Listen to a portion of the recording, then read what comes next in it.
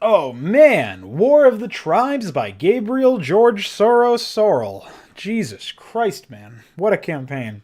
This campaign actually had one of the strongest starts of any of the campaigns I've played recently, where it gave you, an albeit very easy and sort of ominous opening of just, you had I think a brief microsection or something, but then you just got a bunch of, it was poorly paced, but eventually you had a base very early on, and you played a fairly lengthy macro mission, I'm pretty sure. Let me scroll down here.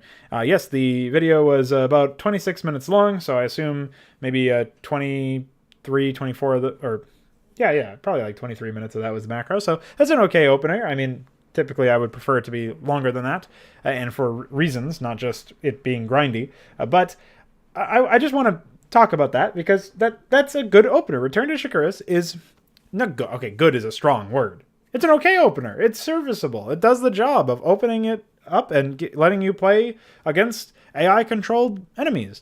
Yeah, they're pre-placed, but there's enough map space on the entire map so that it doesn't really feel as bad as some other campaigns, like some of the Liberation missions, for example, or in Warcraft 3 terms, like obviously the Legends of Arcane things have been a recent experience of mine where they haven't been a positive experience, we'll put it that way. And so you're basically you're tantalized. You're thinking, oh, I've suffered. There's so many shitty StarCraft campaigns. I am so ready to start playing a genuinely high quality campaign, or at least an average one, where the gameplay is about playing StarCraft and not gimmicks. And, then you keep playing and you start crying. And, your mother walks in and she's like, why are you crying? And then she sees the mini map of the 16th mission. Or, yeah, I think it was the 16th mission.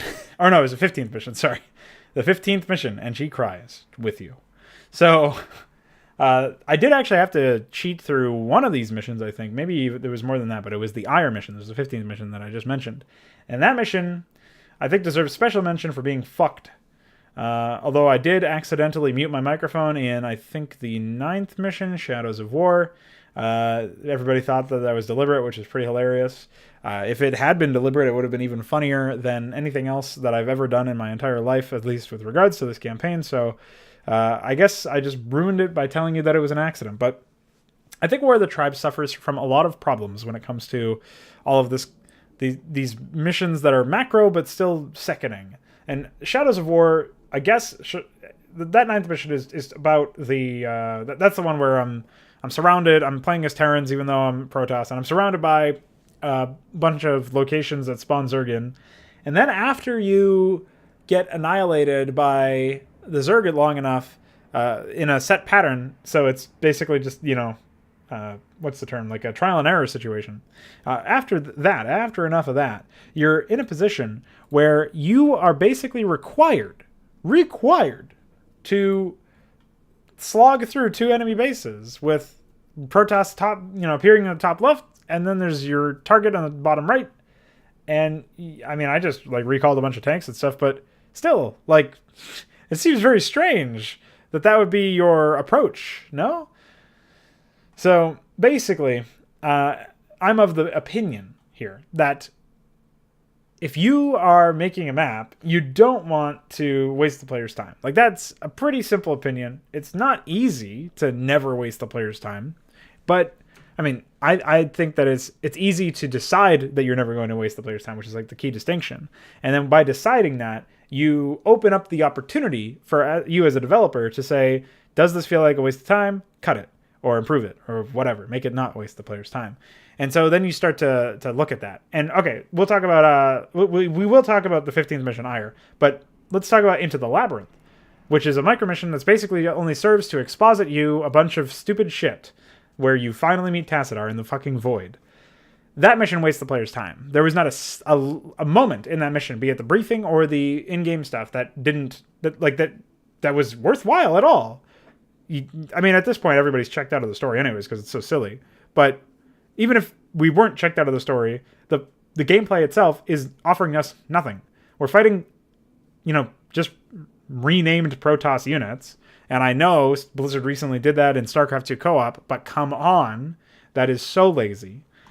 And then we move on to, just a bunch of text. We're doing a lot of reading, dramatic reading. And you know what? I fancy myself a good voice actor and all that, but I didn't sign up for an audiobook. And yet here I am. So let's talk about the 15th mission, because it was actually one of the only ones that had any sense of challenge. Obviously, the 9th mission I talked about how I did retry that one. I had to restart that one, and then I accidentally played it silently. So that's the only other mission, other than the 15th one, that required 2 parts. The reason why that was challenging was actually just because it was trial and error, and there's no way you possibly could have known the sequence until it killed you enough times, sort of like Undertale. So in that case, it was just a quick time event. So there was no actual gameplay in that mission, because after that, it was just slogging through some AI that were nothing. They were like turn campaign easy, sending an attack out 1 Marine or something. So then you have the 15th mission of the campaign Ire, and this one has Zerg Campaign Insane, expansion Zerg Campaign Insane, which I'm still not sure how he managed to get to the point where it was attacking you with 12 Mutalisks, 12 Devours, or maybe it was like 9 Guardians, 6 Devours, but it's definitely at least 12 Mutas. And I don't know where that attack came from. I don't know how he managed to make that happen. Maybe he like spawned it in, but I didn't see any spawn triggers. So, and then they behaved like an actual attack force, not a spawn force. So I'm not really sure how that worked out. But maybe that's just an attack in Zerg Campaign Insane. Maybe it's like a bug where he disabled Guardians or something in that mission. I guess I can open that up now, because I feel like checking that out, because that could be an issue. That could explain everything. I'll put it to you that way. So, you know, you've got all of these crazy-ass attacks coming from them. And ultimately, like, I'm okay with getting attacked by a crazy amount of units. It always feels better to be destroyed, to be annihilated over and over again by a massive army. Although it would be nice if there was some way that I could scout. But, of course, there's a bunch of pre-placed shit. And I think, technically, the attack prepare region for that AI was typically somewhere outside of its main base area, but there's a bunch of pre-placed stuff in the middle of the map, and this blue AI actually values that area higher, and probably the brown AI as well, for all I know. So I wouldn't be surprised if some of that stuff was you know, more difficult, more arduous than it should have been to deal with in that respect. It doesn't look like any units were disabled for the Zerg, so I still have no idea why that happened. But basically, what it comes down to is like your gameplay loop is okay if the player dies to attacks, and you know they can defend better, they can scout to figure out where those attacks are coming from.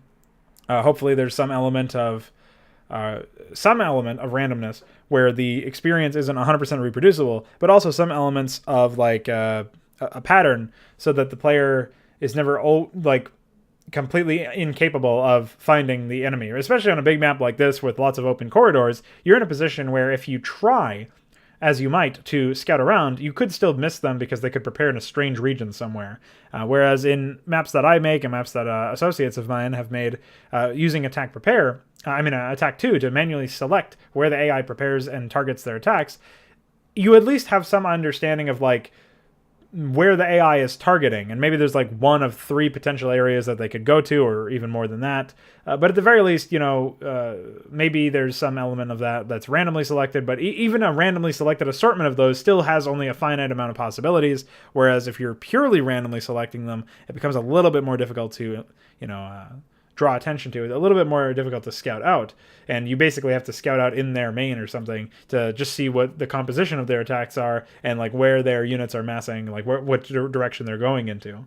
And yeah, so that's kind of a problem in that respect with an AI like this, where you're just running the out-of-the-box targeting, which is completely random, not completely random, but it's random for the sake of like the player trying to predict where shit is going to happen, and where stuff is going to go. You're basically in a position where at that point you are shit out of luck when it comes to attempting to read the AI in some way and adapt to its strategies. You just know the composition. You only, you know, if you die to it, you know the composition. You don't really know necessarily when they're doing it either, because the timing can vary sometimes, but I guess you know the rough timing. Timing and composition, I mean, those are pretty important things, but you can't really scout out for it, and that's like a big problem in War of the Tribes. Whereas, normally speaking, if an AI annihilates you, you can at least scout out for when those attacks are being prepared, where they are being prepared rather, and when they're being sent out. And you can try to intercept them along the way, or plan for the defense, or flank them when they go in, or any number of strategies at that point is opened up to you. So I wanted to give a special shout out to War of the Tribes. For the most part, the way that you dealt with the AI if they did have sizable attacks, was using observers and scouting around and stuff. And that's something that I never really had to do in other campaigns because their attacks were so pitiful. And I had enough static defense, like in Liberation even. For the most part, I just had a bunch of static defense. So the attacks never really posed much of a threat. So what's different about Ire, what's different about this particular mission, is that this AI will never die. They will defend themselves forever. They have no limit on their defense. And so it's, again, like I said, it's always okay to kill the player with attacks as long as they have the tools to read them early, react to them if given enough prior information, or simply just use map knowledge to supplement a lack of skills in the other departments by either by scouting or by dying to it and then restarting or whatever. When it comes to the experience of actually playing War of the Tribes for the most part, attacking the AI is more arduous than defending from it most of the time. And I would say that that's also true in this campaign, although the attacks were more significant in this particular map, rather, in map 15, than in other maps of the campaign. But the problem with this case is it's actually always more frustrating for the player to constantly suffer, to constantly have your attacks rebuffed by a seemingly unending attack force, because AI cheats with money and has no limitations on its defense. To basically, there's never any consideration for how powerful the AI's defense can be. And so in the rare attempts, the rare cases of my attempts on that mission that I pushed forward and attacked something, even one of the smaller AIs like Brown or Orange, which didn't have Insane, had some other script, probably difficult. Basically, they're in a position. Actually, I'll go check that right now, because it might not be difficult. It might be something completely different. 5 was difficult, and 6... so 5 is Orange, and 6 is... which is Brown. It was also difficult. So they had 2 difficults and 1 Insane. And so the problem with that is, obviously, that you are basically in a position where neither of those scripts have limitations on their defined max values. Maybe they have defined max values, but at the very least, they don't have max force values, which means that they defend with the most number of units that they can muster at that point. If they don't have defined max values either, that means they literally have no limitations on their defenders.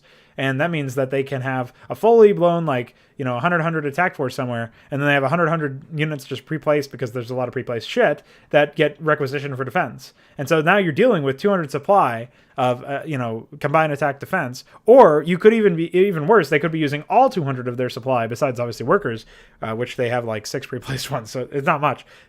They could be using all of their pre-placed defense and all of the remaining supply that isn't chewed up by workers to attack you, or to rebuff your attack rather, and constantly getting your attacks rebuffed is some of the most annoying fucking shit in StarCraft, especially by an AI that has perfect multitasking with spells and all of these other things.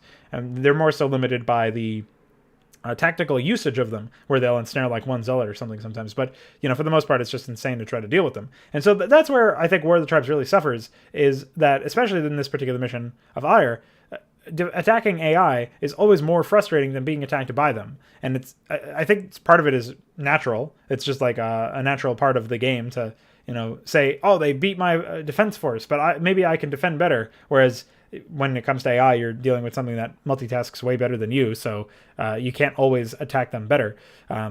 But, what it comes down to is, maybe I can build more units or something. Maybe I can macro more efficiently to get more units for a certain timing attack. But the AI has infinite money anyway, so they're already cheating. They're already playing an abstracted version of StarCraft, which is completely different than the version you're playing. Imagine if I didn't have to worry about money. Well, yeah, I probably would have won in that case, right? If I had infinite money, then it wouldn't matter.